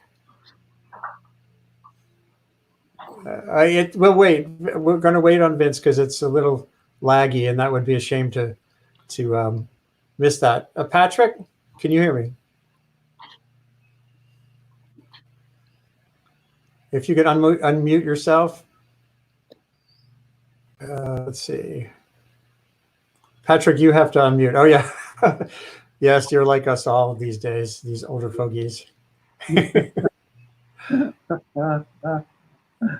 do you have a short tune you can contribute? I sure will. Dar, that was a beautiful song. I was going to do Sailing Up My Dirty Stream because I was just on the river, and that was just wonderful. You know, Thank you, man. I have one song I'd like to try. Yeah. I spent my first Passover um, with a woman named Emily Remler when I was 15 years old. I was a recovering Catholic, and she explained to me the story. And well, Emily went on to become a very, very wonderful jazz guitar player. So I'd like to do one thinking of her and thinking of you guys in this wonderful spring day. Can you hear me okay?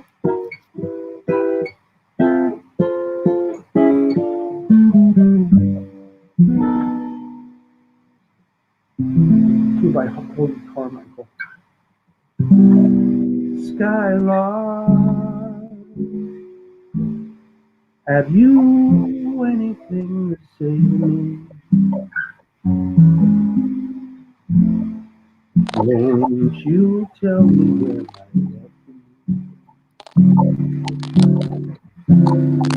is there a shadow?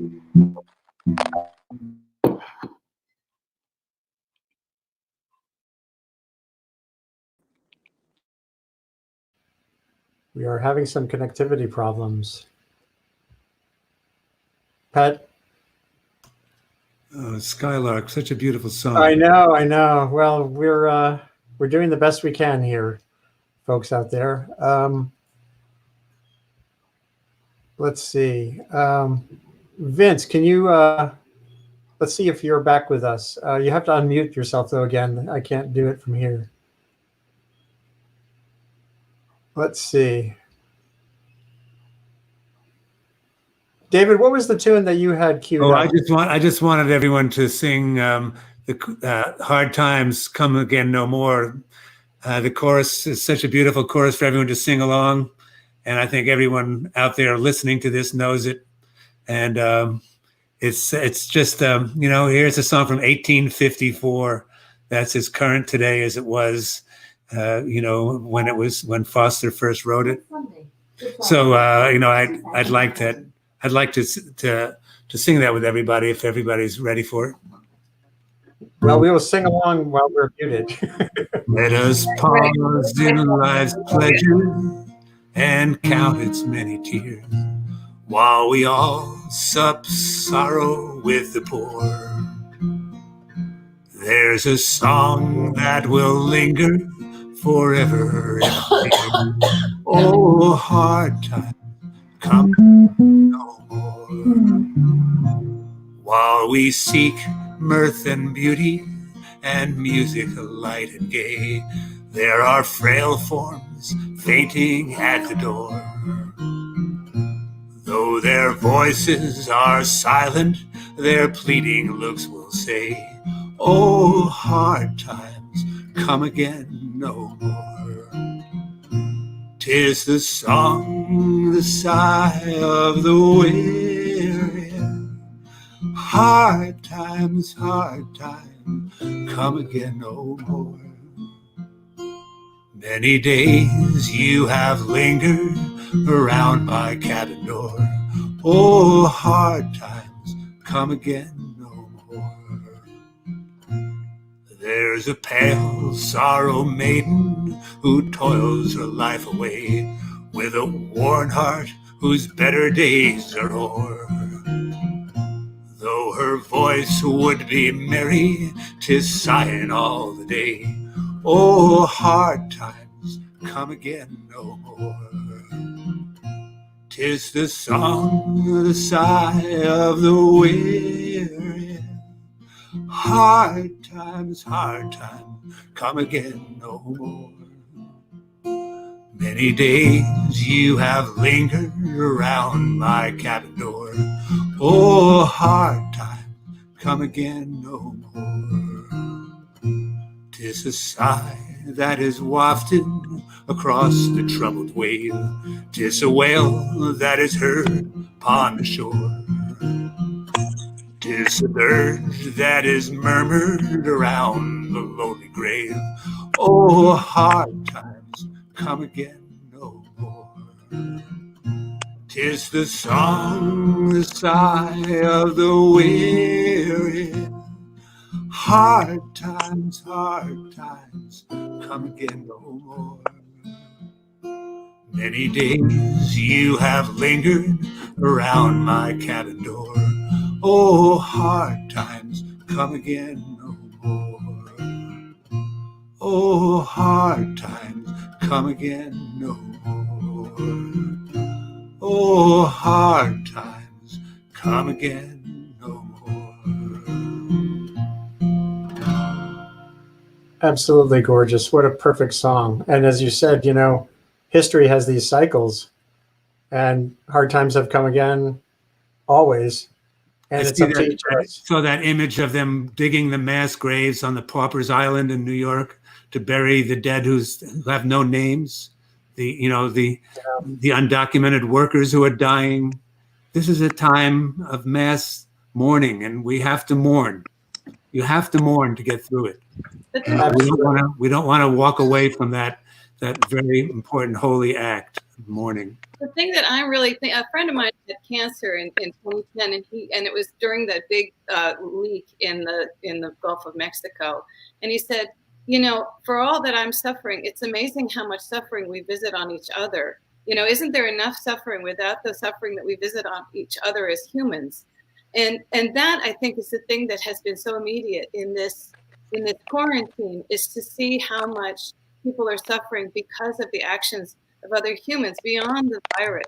And I'm thinking, how can I radically change my life so that I can participate so much in it? Because I really seeing the suffering on all levels. And that song, I think, addresses it as well. Hard times, sort of speaking out to hard times, but also speaking out to each other. Like, how do we end that much suffering that our systems are inflicting on each other? And beautiful job, by the way, David. Oh, thank you. It's been a pleasure, David, over now it's, I don't know how many years. 10 years. Watching you grow and enrich as a musician. It's been fantastic. Oh, so it's a pleasure to play with you. And Breakneck Ridge Review is our effort, our experiment. And it will be back at the Town Crier. And actually the Town Crier Cafe in Beacon, like so many restaurants, they're keeping their kitchen open. They're keeping people fed, among the many who are working really hard around us to sustain the basics. And again, a big shout out to everyone who is in that capacity. Here's a comment from Laure Sauvé in France saying, hello, Francis had a really hard time through this process too. You were talking about the graves, the mass graves, and here in the city, a few weeks ago, the Washington Post had a story that was kind of shaming Iran for digging mass grave. And here we are digging our own mass graves. So the idea that that's just an Iranian thing, I think, is enough of the finger wagging. We all have a lot of work to do, every country around the world and every community. Again, the choice, this is one of those rare things, like it's different than climate change because there's only a limited amount you can do as an individual on climate change. But this is an issue where you as an individual actually can change the trajectory of this disease through your actions or inaction and who you listen to and don't listen to. And I got to do a shout out to Karen Brooks here, who is taking us on a tour of her wonderful living landscape there in rural Massachusetts with, I don't know how many lambs have been born this year. And it's Easter Sunday to boot. Karen, I'll see if I can unmute you to see if you have anything you can say to complement what we're looking at. Oh, it's so nice to hear you guys and be able to hear you on and off out in the barn. But yeah, there's 12 little guys and 6 more moms, so probably another 10 or 12 this week. Oh, so next week there'll be even more rambunctious. Yep. Rambunctious. I like that. Rambunctious, yes. Is that where rambunctious comes from? Oh my God. Old, that little guy was mounting his sister. That's what they do. Oh my God. Anyway, so good to hear you guys. Yeah. Yeah, keep showing that. We're looking, and I love the sound too. Okay. We're just going to watch this for a minute because too many words can get in the way of some experiences. Let's just watch this for a minute. Wow.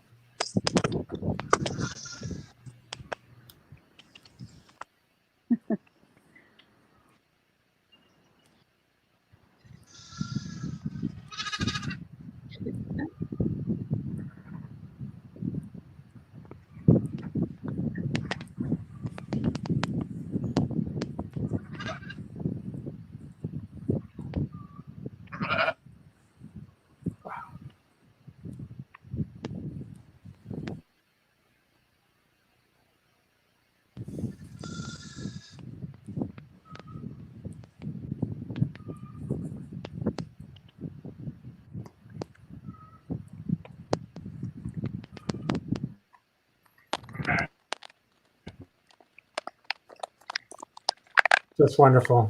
Yeah. Wow. Hey, Vince, you're back and I can hear you. It's a little laggy, but Yes. can we see if we can get one more tune Excellent. from you? That would be a wonderful gift for everyone. And I'm going to mute. I hear a little Breaking up clicking, quite a clicky, bit. clacky noise. Not sure where that's coming from. So let's try to mute cameras. Is everybody on mute? I'm afraid I can't understand. All right, I muted Karen. So Vince, let's give it a shot. Give it a shot. Is there one more tune in that we can try to pump through these electrons flowing from Santa Fe to wherever? Can you hear? It's You got yeah, my but I hear a guitar? lot of. There's a lot of noise. There's a lot of like clacky noise. I'm not Yeah, sure where that's coming. mine as well. It's all just a bunch of dots. Yeah. Or you could do a do. Can you do a cappella, just a little poem? It's coming. Are you hearing me? There's a loud clacking, and I'm not sure where it's coming from because everything's muted. I'm right with you. I'm right with you. Oh, I see. Hold on. Try it.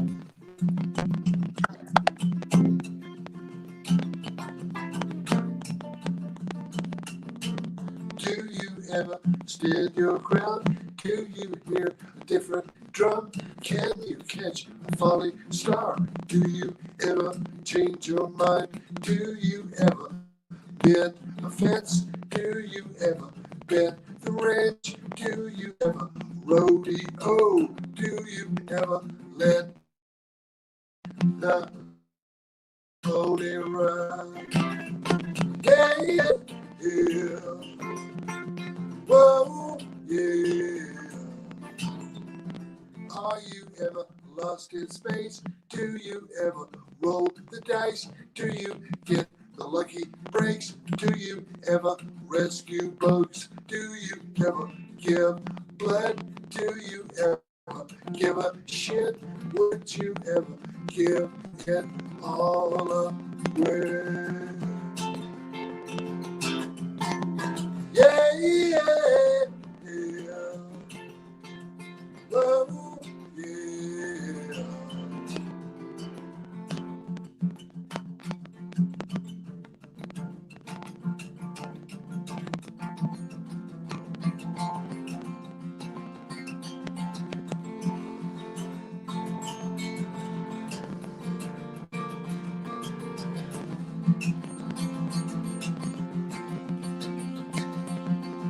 Do you ever fuss about it? Do you ever wish on pennies? Do you ever think about me? Do you think of someone else? Do you ever sleep?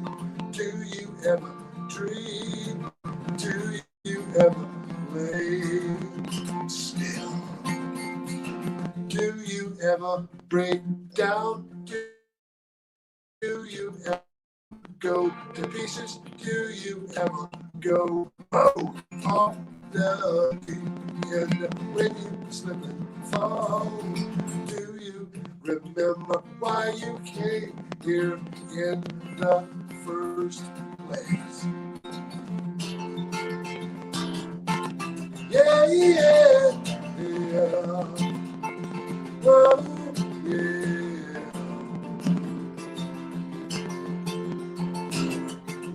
Yeah, yeah, yeah.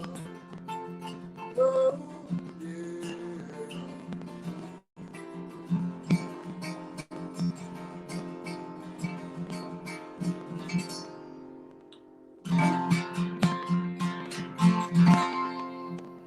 Yee-hoo. It came through. That was great, man.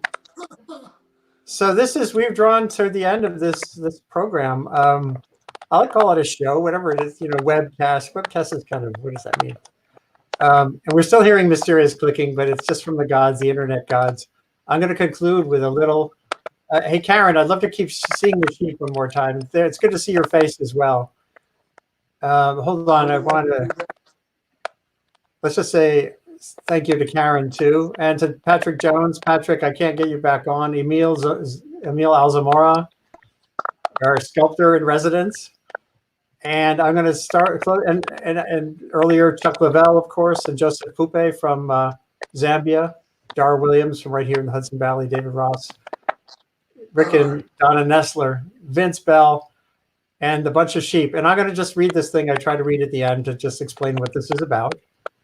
And maybe I'll put this one more little thing on the internet here. Thank you all so much for your time. So Sustain What is a global online video conversation identifying solutions to the complicated, shape-shifting, and epic challenges of humanity's great acceleration. A prime focus is making sense of and getting the most out of the planet's fast-forward information environment. It's the one Earth system changing faster than the actual environment. The ways we communicate, the world is immersed in data, making sense out of it, getting all that intelligence that's been gathered about this virus into a decision is the hard part. The data are there. This webcast is produced by me, Andy Revkin. I'm the founding director of Columbia University's, thank you, Earth Institute Initiative on Communication and Sustainability. And basically, if we had a slogan like right here, it's making information matter, or trying, and making connections matter. For the time being, these sessions will be focused on mitigating the unfolding societal disruption and devastation driven by the global spread of COVID-19. But we will dip into other subjects and solutions when the time is right. And when we come out of seclusion, we'll find new ways to convene and to share each other's experiences in ways that are more meaningful and impactful. I'm going to maximize the screen for another minute here just to show the other living creatures on this world. And thank you all for listening. The people who come to this program are the most valuable asset of all. And here's just one more view of life in rural Massachusetts, where there isn't a lot of internet access, but there's a lot of things going on that are wonderful to share. So thank you to the sheep and the lambs as well on Easter and Pesach, and whatever you celebrate the connectivity that you can create either online or in person. Because we're in a year of living distantly, that doesn't mean we can't convene and create and shape a better planet. So big group hug to all of you. And tune in next week, next Sunday, and of course through the week. I'll say on Thursday, we're having a session on communication innovations that help to convey the idea that we should have this lockdown period and then have a period going forward of what's called, it's called the hammer and the dance. So far we've experienced the hammer, and next comes the dance of sustained focus on reducing risk when it pops up. Thank you all for being here. And Thank you, Andy, for making my life better. Oh, well, and vice versa. So we'll see you all soon in person. Vince, it was great to have you online from down Southwest. Good to be with you all.